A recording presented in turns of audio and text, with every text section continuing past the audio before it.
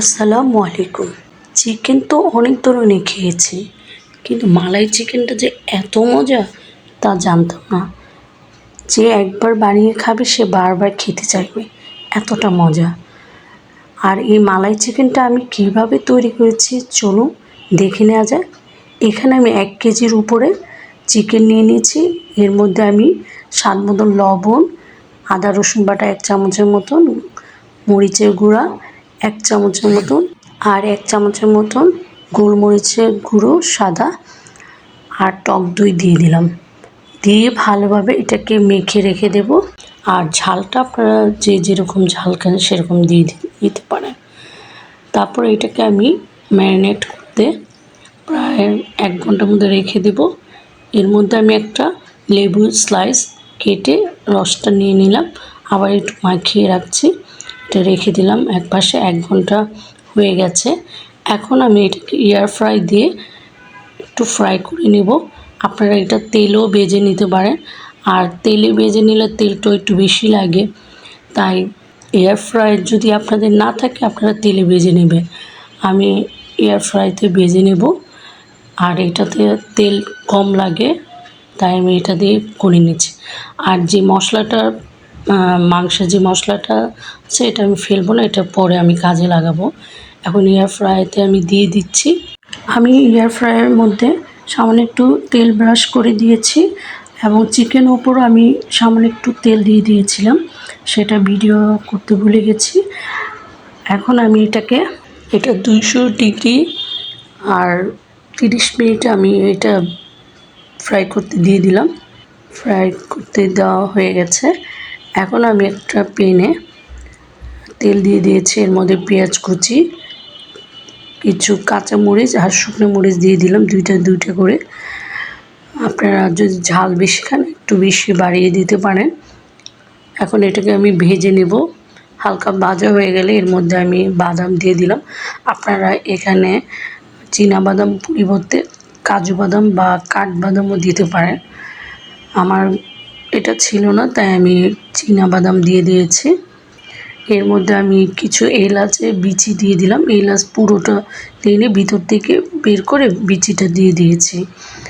এখন আমি একটু ভাজা হয়ে গেলে এর মধ্যে 1 টেবিল চামচের মতো নারকেলের কোড়া দিয়ে দিলাম। নারকেল কোড়াটা একটু ভেজে নেব পেঁয়াজের সাথে, পুরো মচমচে করে ভাজবেন না।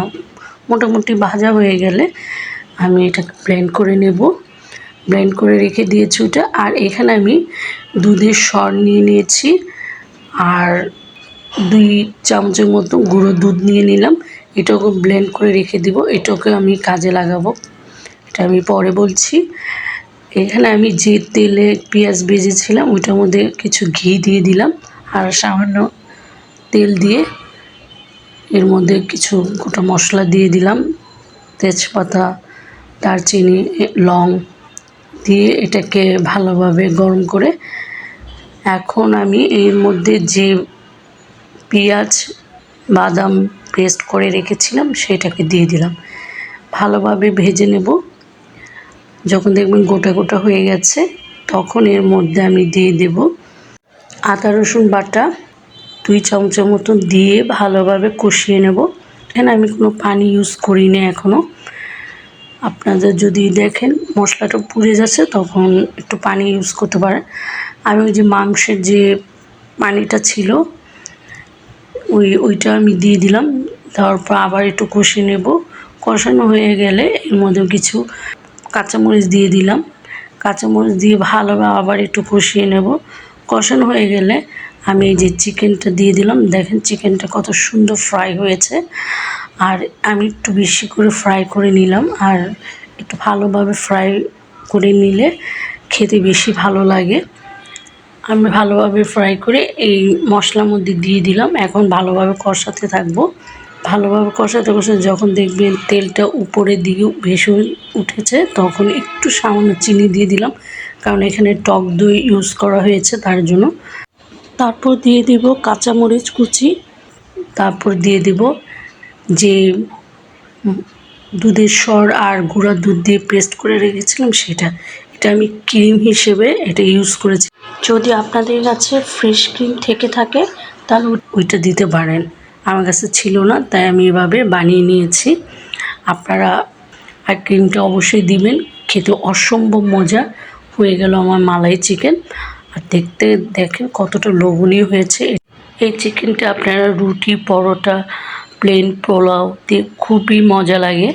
আমি একটু প্লেন পোলাও রান্না করেছিলাম, তার উপর দিয়ে দিচ্ছি চিকেনটা। দেখেন কতটা লোভনীয় হয়েছে, আর খেতে মাশাআল্লাহ অনেক মজা হয়েছিল। একবার বানিয়ে খেয়ে দেখবেন, সবাই আপনাকে এই চিকেনটাই রান্না করতে বলবে। অসম্ভব মজা এই চিকেনটা। বাসায় মেহমান আসলে এইভাবে চিকেন রান্না করে দিতে পারেন, খেয়ে অবশ্যই প্রশংসা করবে আপনার, আর আপনার থেকে রেসিপিটা চাইবে, এতটা মজা। এই চিকেনটা বানিয়ে খেয়ে আমাকে কমেন্টস করে জানাবেন কেমন হয়েছে। আর যদি ভিডিওটা ভালো লেগে থাকে অবশ্যই লাইক, শেয়ার, কমেন্ট, সাবস্ক্রাইব করে দিবেন। আর আমাকে জানাবেন কেমন হয়েছে চিকেনটা। আজ এই পর্যন্ত, সবাই ভালো থাকেন, সুস্থ থাকেন। আল্লাহ হাফিজ।